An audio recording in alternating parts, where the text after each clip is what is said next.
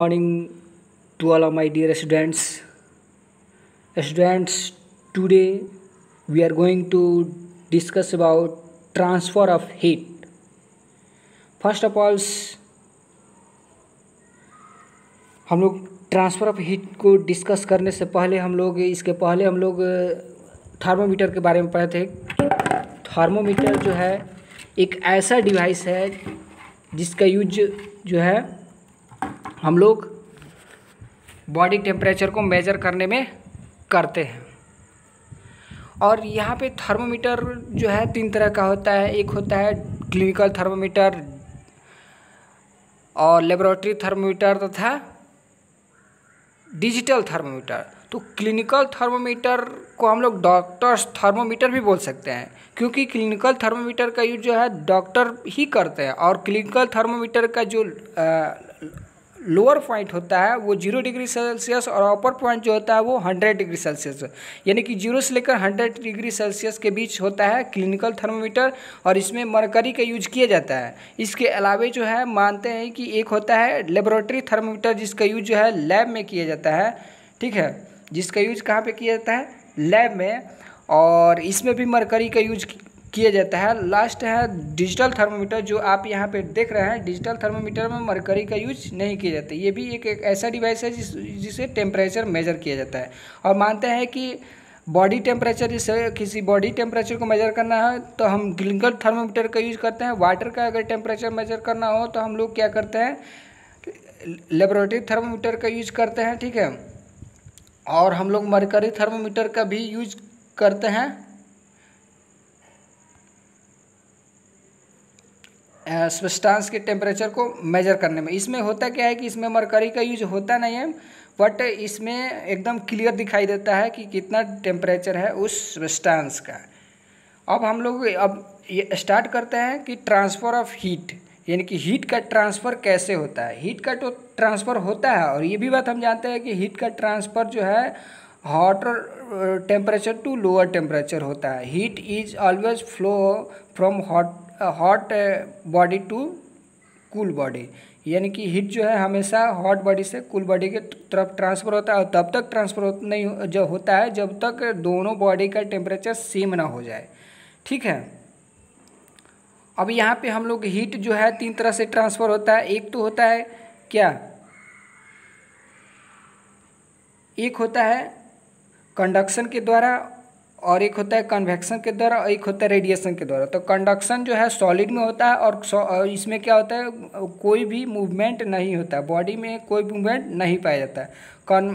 Conduction के बाद होता है कन्वेक्शन, जो कि लिक्विड में होता है, और उसमें लिक्विड के जो पार्टिकल्स होते हैं वो मूवमेंट करते हैं। यानी कि कंडक्शन और कन्वेक्शन में मीडियम की आवश्यकता होती है, बट रेडिएशन में कोई मीडियम की आवश्यकता नहीं होती है। अब हम लोग स्टार्ट करते हैं। कह रहा है कि you might have observe that A frying pan becomes hot when kept on a flame, यानी कि कह रहा है कि संभवतः आपने देखा होगा कि जब किसी बर्तन को ज्वाला पर रखते हैं तो वह गर्म हो जाता है। बात ये सही है। आप ज़रूर देखे होंगे कि जब हम लोग क्या करते हैं, किसी बर्तन को किसी फ्लेम पे यानी कि ज्वाला पे रखते हैं तो वो बर्तन क्या हो जाता है? गर्म हो जाता है। सिंपल सा बात है। It is because heat passes from the flame to the utensil. Utensil means होता है बर्तन, यानी कि इसका कारण है कि हीट जो है पास होता है कहाँ से? फ्लेम से अनटेंसिल में, यानी कि बर्तन में जो भी ज्वाला है उससे उस बर्तन में क्या होता है? हीट पास हो रहा है। इसका कारण यही ना है, जिसके कारण क्या होता है? वो बर्तन गर्म हो जाता है। बात समझिए कि संभवतः आपने देखा होगा कि किसी बर्तन को ज्वाला पर रखने पर वो बर्तन क्या हो जाता है? गर्म हो जाता है। और रहा बात ये गर्म क्यों होता है? क्योंकि फ्लेम से हीट क्या होता है? बर्तन की तरफ पास होता है। ठीक है, अब कह रहा है कि when the pan is remove from the fire it slowly cools down, यानी कि जब हम लोग पैन को क्या करते हैं? आग से हटाते हैं तो ये धीरे धीरे क्या हो जाता है? ठंडा हो जाता है। Why does it cool down? अब कह रहा है कि यह क्यों ठंडा हो जाता है? इसका कारण क्या है? इसका कारण क्या है? जब भी हम लोग पेन को उस आग से दूर हटाते हैं तो ये धीरे धीरे ठंडा हो जाता है। यानी कि why does it cool down, ये ठंडा क्यों होता है, यानी इसका टेम्परेचर लो क्यों नहीं होता है, क्योंकि हीट को जब हम हटा देंगे तो क्या हो, ये कूल ही ना होगा। अब कह रहा है कि heat is transfer from pan to the surrounding, heat जो है ट्रांसफ़र हो जाता है पेन से उसके आसपास, इसलिए वो क्या हो जाता है, ठंडा हो जाता है। So you can understand that in both case heat flow from hotter object to colder object, इसलिए आप समझ सकते हैं दोनों केसों में कि हीट जो है फ्लो होता है हॉटर ऑब्जेक्ट से कोल्डर ऑब्जेक्ट की तरह, यानी कि गर्म वस्तु से ठंडे वस्तु की तरह। ये तब तक ट्रांसफ़र होगा या फ्लो होगा जब तक दोनों बॉडी का टेम्परेचर सेम ना हो जाए। इनफैक्ट आगे हम लोग देखते हैं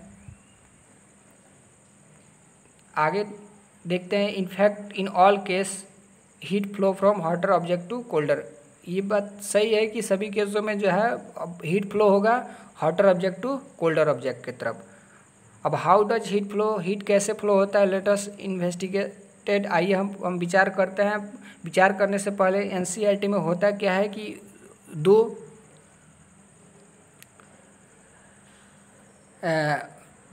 स्टूडेंट है, इसमें एक जो है लड़का है एक लड़की है, तो ये है पहेली और बूझो। इस एनसीईआरटी में पहेली और बूझो जो है हमेशा कन्फ्यूज रहते हैं, इनको कभी बात कुछ समझ में आता है तो कुछ नहीं समझ में आता है, तो ये दोनों हमेशा क्वेश्चन पूछते ही रहते हैं।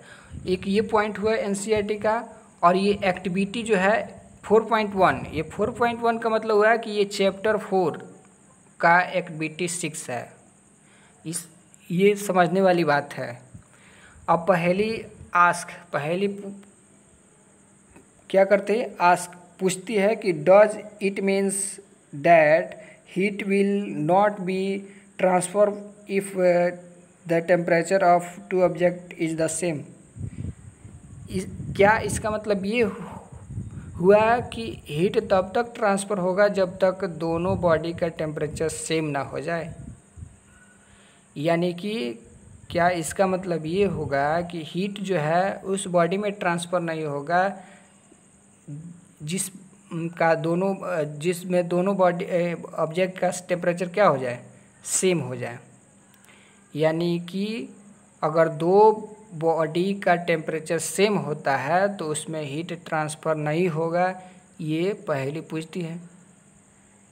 ठीक है, ये बात पहले पूछती है, ये बात हम आपको पहले ही बता दिए हैं कि अगर दोनों बॉडी का टेम्परेचर सेम होता है तो हीट ट्रांसफ़र नहीं होता है। अब ये एक्टिविटी में कह रहा है कि टेक ए रॉड और फ्लैट स्ट्रिप ए मेटल से एल्युमिनियम आयरन, यानी कि आप क्या कीजिए, एक रॉड लीजिए या फ्लैट स्ट्रिप लीजिए, किसका, मेटल का, वो मेटल एल्युमिनियम का हो या आयरन का, लोहा का हो, और क्या कीजिए, fix a few small box piece on the road, fix a few small box wax piece on the rod. अब क्या कीजिए कि रॉड पे मोमबत्ती के कुछ टुकड़े को क्या कीजिए, फिक्स कीजिए, क्या कीजिए, रॉड पर वैक्स के कुछ टुकड़े को फिक्स कीजिए। अब ये टुकड़ा जो है क्या होगा, इक्वल डिस्टेंस पर होना चाहिए, ये टुकड़ा इक्वल डिस्टेंस पर होना चाहिए। ठीक है, जो फिगर आप इसमें देख रहे हैं कह रहा है कि यदि आप find stand you can put one end to rod in between bricks. Now hit other end of rod and observe what happened to wax piece. Do these piece begin to fall? Which piece fall first? Did you think that hit? ठीक है, अब जैसे आप ये figure देख रहे हैं, figure क्या कर रहे हैं, देख रहे हैं, यानी कि इसमें क्या कर रहा है, छड़ पर मोम के छोटे छोटे टुकड़े को चिपकाइए और ये टुकड़े लगभग क्या समान दूरी पर होने चाहिए। अब छड़ के एक सिरे को एक प्रयोगशाला स्टैंड पर रखिए, ठीक है। इसमें देखिए इस एक्टिविटी में करना क्या है कि सबसे पहले हम लोग को एक रॉड ले लेना है। सबसे पहले क्या करना है, एक रॉड लेना है आयरन का, एल्युमिनियम का, ठीक है। और उसको इस दो एक स्टैंड पर रखिए, या अगर स्टैंड नहीं मिल रहा है तो इसमें क्या कीजिए, दो ईंट के बीच रख दीजिए और यहाँ पे एक कैंडल रख दीजिए, ठीक है। कैंडल रखने के बाद से आप क्या कीजिए, मोम के कुछ टुकड़े को यहाँ पे चिपकाइए, जैसे चिपकाया गया, और ये इक्वल डिस्टेंस पर होना चाहिए, इक्वल डिस्टेंस पर होना चाहिए। और जब यहाँ पे कैंडल का फ्लेम यहाँ पे जब जलेगा तो क्या होगा, सबसे पहले यहाँ का मोम पिघलेगा, ठीक है, और ये तेज़ी से पिघलेगा, ठीक है। यानी कि जो क्या होगा, नियरेस्ट एंड होगा फ्लेम से, वो जल्दी क्या होगा, वहाँ पे हीट का ट्रांसफ़र होगा जल्दी, ठीक है। बस एकदम क्लियर है। और the process by which heat is transfer from hotter end to colder end of an object is known as conduction. क्या कह रहा है कि वैसी प्रक्रिया जिसके द्वारा हीट क्या हो, ट्रांसफ़र होता है hotter end to colder end एक ऑब्जेक्ट के, तो उसको क्या बोलते हैं, कंडक्शन कहते हैं। और कंडक्शन जनरली किस में होता है, सॉलिड में होता है। जैसे ये फिगर देख रहे हैं, फिगर आप क्या कर रहे हैं, देख रहे हैं, इसमें हुआ क्या है, heat is transfer by process of conduction. Solid में जो है जनरली कंडक्शन के द्वारा हीट ट्रांसफ़र होता है। करें कि do all object conduct heat easily, do all object, क्या सभी ऑब्जेक्ट में हीट जो है आसानी से कंडक्ट हो सकता है। You must have observe that metallic pan of cooking pan and plastic wooden handle. आप ये ऑब्जर्व किए होंगे मेटालिक पैन को, जिसमें क्या प्लास्टिक या वुडन का हैंडल लगा रहता है। आप ये ऑब्जर्व किए होंगे मेटालिक पैन को जो खाना बनाने में यूज किया जाता है, जिसके हैंडल जो है प्लास्टिक या लकड़ी का होता है। Can you lift A hot pan by holding it from the handle without getting. क्या आप किसी गर्म बर्तन को बिना हाथी से पकड़कर बिना हाथ जलाए उठा सकते हैं। यानी कि क्या आप किसी गर्म बर्तन को, यानी कि पैन को, ठीक है, उसका हैंडल पकड़े बिना पकड़कर बिना हाथ जलाए उठा सकते हैं, नहीं ना उठा सकते हैं। अब एक्टिविटी 4.7,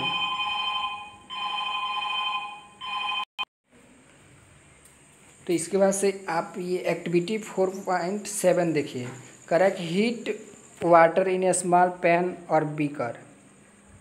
एक छोटे पैन या बीकर में हीट वाटर को क्या कीजिए, रखिए। Collect some article such as, और उसमें क्या कीजिए, कुछ आर्टिकल जैसे कि steel, spoon, plastic, scale, pencil और डिवाइडर को क्या कीजिए, रखिए। Dip one end of each this articles in the hot water, और इनकेस एक एंड क्या होना चाहिए, हॉट वाटर से में रहना चाहिए। जैसे ये इसमें क्या किया, conductor of heat by different material, अब डिफरेंट मटेरियल को डाल दिया गया और उसमें देखा गया कि किस में हीट ट्रांसफर हो रहा है, किस में नहीं। और यहाँ पे जब हम टच करेंगे तो पता चल गया कि हीट का ट्रांसफ़र हो रहा है या नहीं। यानी कि अगर हम पेंसिल को टच करते हैं तो कोई हीट इसमें नहीं आया है, यानी कि, और वही स्टील के चम्मच को टच करते हैं तो इसमें हीट जो है आ जाता है। तो वही इसमें आपको देखना है। ये जो टेबल है इसमें जैसे आपको मैं समझा देता हूँ। जैसे ये आर्टिकल्स है, जैसे स्टील स्पून है, यानी कि स्टील का जो चम्मच है, material with articles made of किस चीज़ का बना होता है, तो मेटल का बना होता है। और इसमें क्या हीट ट्रांसफ़र हो रहा है एक एंड से दूसरे एंड तक, तो यस। अगर वही यहाँ पे अगर मानते हैं कि क्या हो, प्लास्टिक का क्या हो, प्लास्टिक का जैसे ब्रश हो या पेंसिल हो, तो प्लास्टिक का ब्रश है तो किस चीज़ का बना है, प्लास्टिक का। उसमें हीट जो है ट्रांसफ़र हो गया एक इंड से टिक तक, तो नहीं, तो यहाँ पे नो लगा सकते हैं। या लकड़ी का कुछ हो, जैसे पेंसिल हो, तो पेंसिल जो है लकड़ी का बना होता है तो उसमें जो है हीट ट्रांसफ़र होगा, तो नहीं। ठीक है, इस तरह से आप बहुत सारे ऑब्जेक्ट को आप यहाँ पे बता सकते हैं।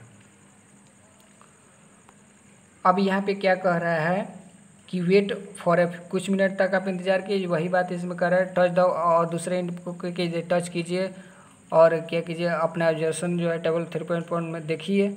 और मटेरियल जिसमें हीट जो है आसानी से ट्रांसफ़र हो जाता है, मटेरियल जिसमें हीट जो है आसानी से क्या हो जाता है, ट्रांसफ़र हो जाता है, तो उसको हम लोग क्या बोलते हैं, उसको हम लोग क्या बोलते हैं,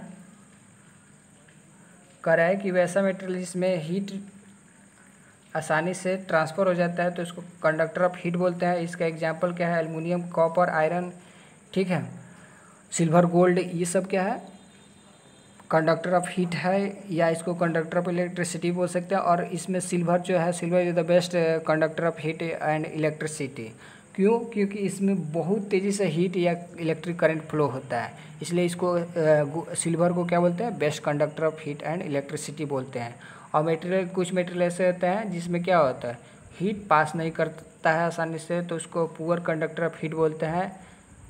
या इसको हम लोग पुअर कंडक्टर को क्या इंसुलेटर के नाम से भी जानते हैं, या बैड कंडक्टर ऑफ हीट भी बोल सकते हैं। और इसका एग्जांपल है प्लास्टिक और लकड़ी। और वाटर, एयर जो है ये भी क्या है, पुअर कंडक्टर ऑफ हीट है। और इसमें क्या होता है, हीट का ट्रांसफ़र जो है take place in the substance कर। Then how does the heat transfer takes place in this substance, कह रहा है कि अब ऐसे सबस्टांस में हीट कैसे ट्रांसफर होता है, लेट अस फाइंड आउट। आइए अब देखते हैं।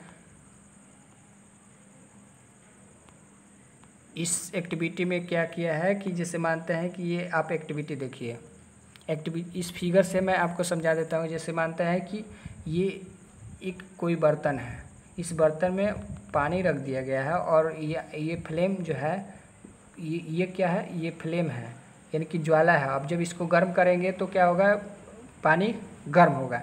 और अचानक पूरा पानी नहीं गर्म होगा, जो भी इस बटन पे पानी होगा वही गर्म होगा, जो भी वाटर इसके बटन पे होगा यहाँ पे वो गर्म होगा। जैसे ये गर्म होगा तो ऊपर उठेगा और ये ठंडा पानी फिर इधर आएगा, फिर ये गर्म होगा तो फिर इधर जाएगा, फिर ठंडा पानी इधर आएगा। और ये तब तक पूरा कम्प्लीटली गर्म नहीं होगा जब तक पूरा पानी गर्म नहीं हो जाए, ठीक है। और इस तरह से क्या होगा, वाटर का मूवमेंट होगा, यहाँ का वाटर इधर जाएगा, ऊपर जाएगा, ऊपर का नीचे आएगा, फिर नीचे का ऊपर, ऊपर का नीचे, ऐसे वाटर का मूवमेंट होता चलेगा।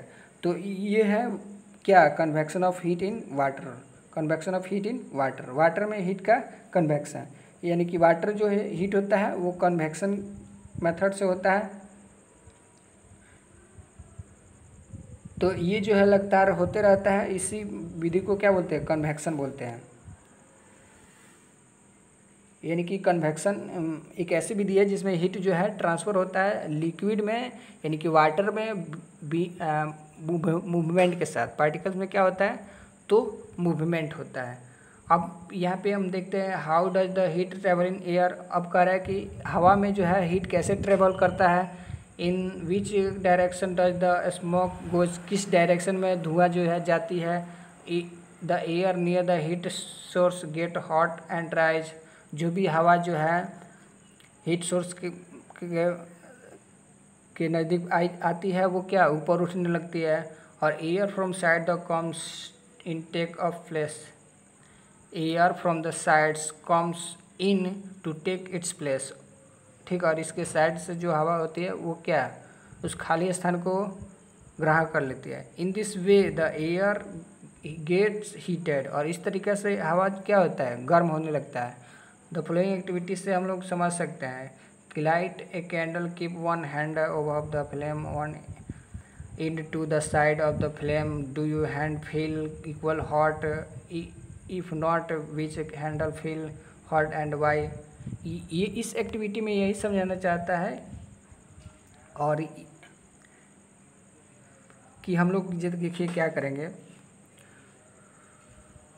सबसे पहले मैं बी केयरफुली, यानी कि सावधान, बी केयरफुल यानी कि आप सावधान हो जाइए। क्या कीजिए, आप सावधान हो जाइए। और बी केयरफुल यानी कि सावधान हो जाइए। Keep your hands eight a safe distance from the flame so that they do not gate burn. ठीक है, अपने हाथों को ज्वाला से सुरक्षित दूरी पर रखिए जिससे कि वे जले नहीं।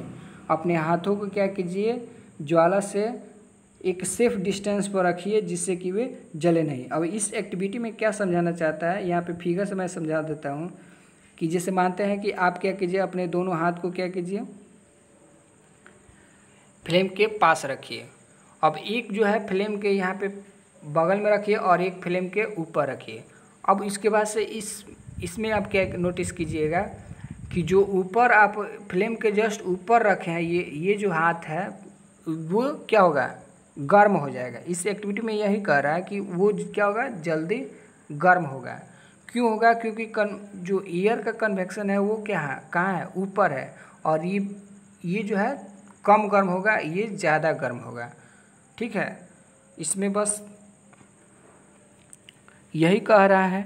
ध्यान दीजिए कि ऊपर की ओर वायु संवहन द्वारा गर्म होती है, इसलिए ज्वाला से ऊपर का हाथ गर्मी का अनुभव करता है। ठीक है, ध्यान देना है कि ऊपर की जो ओर जो हाथ है वो वायु के संवहन द्वारा गर्म हो जाती है कंपेयर देन बगल के हाथ से। ठीक है, अब हम लोग आगे अगर यहाँ पे सी ब्रिज और लैंड ब्रिज अगर देखते हैं, सी ब्रिज और लैंड ब्रिज देखते हैं। सी ब्रिज और लैंड ब्रिज समझ लेते हैं कि सी ब्रिज और लैंड ब्रिज क्या होता है। यानी कि इसमें यही करे कि ड्यूरिंग द डे, यानी कि दिन के समय में लैंड जो होता है वो क्या होता है, हीट हो जाता है फास्टर देन वाटर। यानी कि सी के तुलना में वो क्या होता है, लैंड जल्दी गर्म हो जाता है दिन के समय में, और air over land become hotter and rises up, और जो भी हवा होता है वो गर्म हो जाता है और गर्म होकर ऊपर उठने लगता है, और जो ठंडी हवा होती है समुद्र की वो क्या लैंड की तरफ आने लगती है, और गर्म हवा जो है लैंड की वो फास्ट मूव करके समुद्र की तरफ चल जाती है साइकिल पूरा करने के लिए। ठीक है, अब जो भी समुद्र से ठंडी हवा आती है उसी को सी ब्रिज बोलते हैं। ब्रिज का मतलब होता है हवा। ठीक है, ब्रिज मीन्स भी हवा, एयर मीन्स भी हवा, और वाइंड मीन्स भी क्या होता है, हवा ही होता है। स्टॉर्म मीन्स तूफान होता है। सब हवा का एक अलग अलग रूप होता है। तो जो भी समुद्र की तरफ से ठंडी हवा आती है उसी को सी ब्रिज बोलते हैं। ठीक है, और जस्ट इसके अपोजिट होता है लैंड ब्रिज, यानी कि लैंड की तरफ से जो ठंडी हवा समुद्र की तरफ जाती है उसको लैंड ब्रिज बोलते हैं। ठीक है, to receive cooler sea breezes window of house in coastal area in made to face a sea. ठीक है, यानी कि जो भी तटीय क्षेत्रों में रहने वाले लोग होते हैं एक मनोरंजन परिघटना का अनुभव करते हैं। ठीक है, क्योंकि सी ब्रिज की ठंडी वायु का लाभ उठाने के लिए तटीय क्षेत्रों के भवनों में खिड़कियां जो होती है वो समुद्र की तरफ बनाई जाती है। At night it exactly reverse, रात में भी ये क्या हो जाता है, एग्जैक्टली उल्टा हो जाता है। जैसे अभी आपको समझाया कि जो भी ठंडी हवा होती है वो धीरे धीरे क्या लैंड के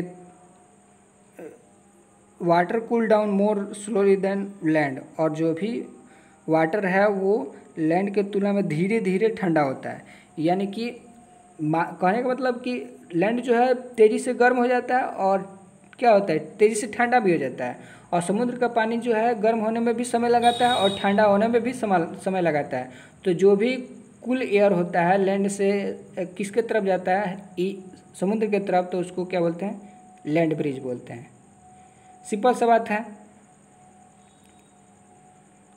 यानी कि अब कह रहा है कि when we come out in sun, ठीक, यानी कि जब हम धूप में खड़े होते हैं, जब हम क्या करते हैं धूप में खड़े होते हैं तो हम लोग क्या अनुभव करते हैं, गर्मी अनुभव करते हैं। How does the heat from sun reach us, अब ये हीट हमारे पास कैसे आता है, it can not reach us by conduction या कन्वेक्शन, ये जो है कंडक्शन या कन्वेक्शन के द्वारा हमारे तक तो पहुंचता नहीं है, इसमें कोई मीडियम की आवश्यकता नहीं होती है। ठीक है, जो इसमें पहुंचता है। ये जो आप फिगर देख रहे हैं, फिगर से भी मैं आपको समझा देता हूँ कि लैंड ब्रिज और सी ब्रिज क्या होता है। ठीक है, जिससे मानते हैं कि ये है दिन का समय। दिन के समय में क्या होता है कि समुद्र की हवा कहाँ जाती है, लैंड की तरफ। ठीक, और रात के समय लैंड की हवा समुद्र की तरफ आती है, ठीक। तो जो भी ठंडी हवा समुद्र से लैंड की तरफ जाती है उसको सी ब्रीज बोलते हैं, और जो ठंडी हवा गर्म लैंड से सी की तरफ आती है उसको लैंड ब्रिज बोलते हैं। सिंपल सा बात है। और रहा बात ये गर्म होने में भी समय लगाता है कौन, सी, और ये और ठंडा होने में भी क्या होता है, समय लगाता है। ये जो है बहुत जल्दी गर्म हो जाता है लैंड, और ठंडा भी बहुत जल्दी हो जाता है, बस इसमें यही है। और रेडिएशन भी मैं आपको समझा देता हूँ कि from the heat comes to us by another process. अब सूर्य से जो हीट अन्य प्रक्रिया के द्वारा आती है उसको रेडिएशन कहते हैं, ठीक है। सूर्य से जो भी हीट हमारे पास आती है अन्य प्रोसेस के द्वारा तो उसको रेडिएशन बोलते हैं। यानी कि जो हीट का ट्रांसफ़र होता है रेडिएशन के द्वारा उसमें कोई मीडियम की आवश्यकता नहीं होती है। हीट का जो भी ट्रांसफ़र होता है रेडिएशन के द्वारा उसमें कोई मीडियम की आवश्यकता नहीं होती है। जैसे में कंडक्शन में मीडियम की आवश्यकता होती है, सॉलिड चाहिए, ठीक है। और कन्वेक्शन में भी मीडियम की आवश्यकता होती है, लेकिन रेडिएशन में कोई मीडियम की आवश्यकता नहीं होती है। इट कैन, जैसे कन्वेक्शन में वाटर एक तरह का क्या है, मीडियम है। कंडक्शन में सॉलिड रॉड जो है एक तरह का क्या है, मीडियम है, लेकिन रेडिएशन में कोई मीडियम की आवश्यकता। अब आपको मीडियम समझा रहे थे, ठीक है। It can place whether a medium is present और नॉट, ठीक है। इसमें क्या है, मीडियम प्रेजेंट नहीं होते हैं, किसके तरफ, कंडक्शन और कन्वेक्शन की तरफ। When we sit in front of a room heater, यानी कि जब हम लोग क्या करते हैं, रूम हीटर के सामने बैठते हैं, we get heat by this process, तो हम लोग इसी प्रक्रिया के द्वारा गर्म हो जाते हैं। किसके द्वारा, तो रेडिएशन के द्वारा। जब भी हम लोग रूम हीटर के सामने बैठते हैं तो हम लोग रेडिएशन के द्वारा गर्म हो जाते हैं।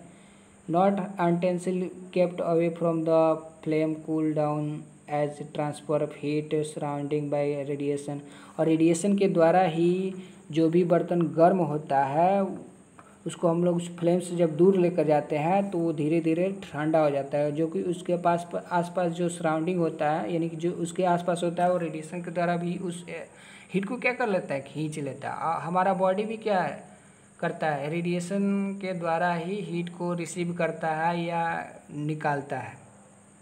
सभी हॉट बॉडी जो है रेडिएट के द्वारा ही हीट होते हैं। जब यह heat fall on the same body पर होता है तो यह क्या होता है, रिफ्लेक्ट होता है, और क्या होता है, एब्जॉर्ब होता है और ट्रांसफर करता है। बॉडी का जो टेम्परेचर है वो इंक्रीज होता है एब्जॉर्बर पार्ट ऑफ हीट के द्वारा। अब यहाँ पे are you advise some umbrella, यानी कि आप आपको क्यों एडवाइस दिया जाता है छाता लेकर जाइए धूप से बचने के लिए, ठीक है। अब kinds of cloth we wear in summer and winter, यानी कि सर्दियों तथा गर्मियों में हमारे पहनने के वस्त्रों के प्रकार। सर्दियों तथा गर्मियों में हमारे पहनने के वस्त्रों के प्रकार।